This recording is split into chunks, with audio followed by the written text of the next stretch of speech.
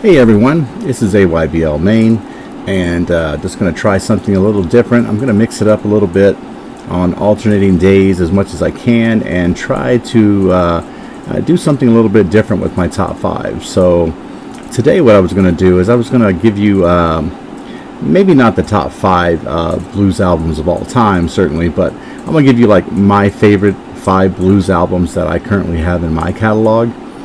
And maybe you've heard them and maybe you haven't, and if you haven't, give them a try. So at number 5, what I've got is I've got Jonny Lang's 1997 Lie to Me. Young man was only 15 years old when he recorded this album.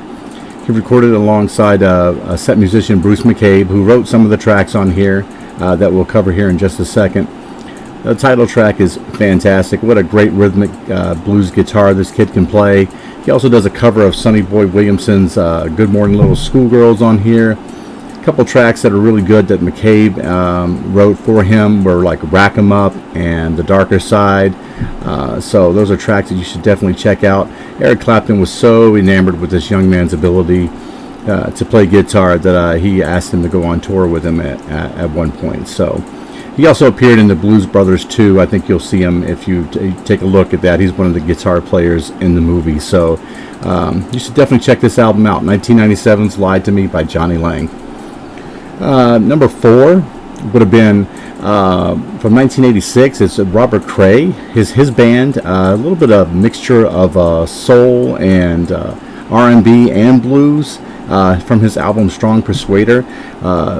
This ended up being like ranked number 42 out of the top 100 albums of the 80s. Just a completely different sound than anything that was going on in the 80s. Anybody who grew up in the 80s will know that it's dominated by a lot of hair bands and a lot of hard rock, new wave, early hip hop stuff was going on. But this is his 5th album. Lead off track Smoking Gun was probably the only one that charted in the top 40 for songs. But there's other singles too, like I Guess I Showed Her was very good. Nothing But a Woman is also a great track. Nice blend of horns on this for being a soul album and being a blues album. He has a lot of brass instruments on this, and it just really came out really well to me. And I actually bought the album. It's a great album, so you should definitely check this out. Number 3 for me is from 1967. It's Albert King's Born Under a Bad Sign. Obviously the title track is a fantastic song. It's really kind of an electric blues album. If you're into it at all, you should definitely check it out. He does a cover of Kansas City as well that I really thought was kind of cool, considering that like when I was growing up, my grandmother would play the original quite a bit on 8-track around the house. Imagine that. That's how old I am. But Isaac Hayes also plays keyboard on this album, so it's worth checking out. Some great blues tracks on there. Also check out Almost Lost My Mind. It's a cover of Ivory Joe Hunter's original track. So yeah, I'm starting to really appreciate blues more and more, and I'm glad that I kind of dove into this a little bit in my 1001 albums journey. So number 2 for me though is Howlin Wolf's Moanin in the Moonlight. I just recently bought it on album. I probably listened to it like 3 months ago. Gotta love Howlin Wolf because the man does exactly like his name sounds. Man, he starts to howl in some of his songs, and he's got that "ow" sound all the time, and it's just great. Title track obviously is great. Smokestack Lightning is another great track you should check out. Evil, which is a Willie Dixon song. You should. I believe he also plays on this album as well, but it's a Willie Dixon song. Very good stuff.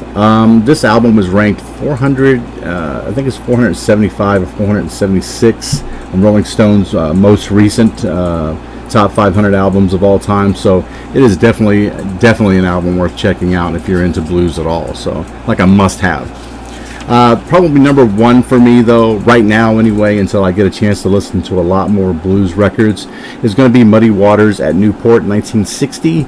My favorite so far anyway. He writes all of his own tracks on here. I think I'm Your Hoochie Coochie Man, Baby Please Don't Go, Got My Mojo Working parts 1 and 2 are on the second side. A nice long bluesy collaboration track. This one ranked I think this was at 348, 350, somewhere in there for the Rolling Stones top 500 albums of all time. Definitely worth checking out. Francis Clay is featured on the drums. You start learning in blues and jazz is that sometimes you have to pay attention to the musicians that they bring in to play along with them. And so the names, familiar names, start to crop up. And that's when you go, wow, I got to pick up this album, because I always enjoyed their playing. So Francis Clay's drumming I've always kind of enjoyed. So and when I saw that he was on there, definitely had to give it a listen. So that's all I've got for blues for the top 5. I hope you guys enjoyed this video. I'm going to try to do a series of different genres, at least twice a week, maybe 3 times a week if I have some time. And just let me know your thoughts down below, or if there's any genre that you want me to cover. If you get a chance, hit the subscribe button as well. I really appreciate it. Hit that little like button if you like the video. And I hope you guys take care. Bye-bye.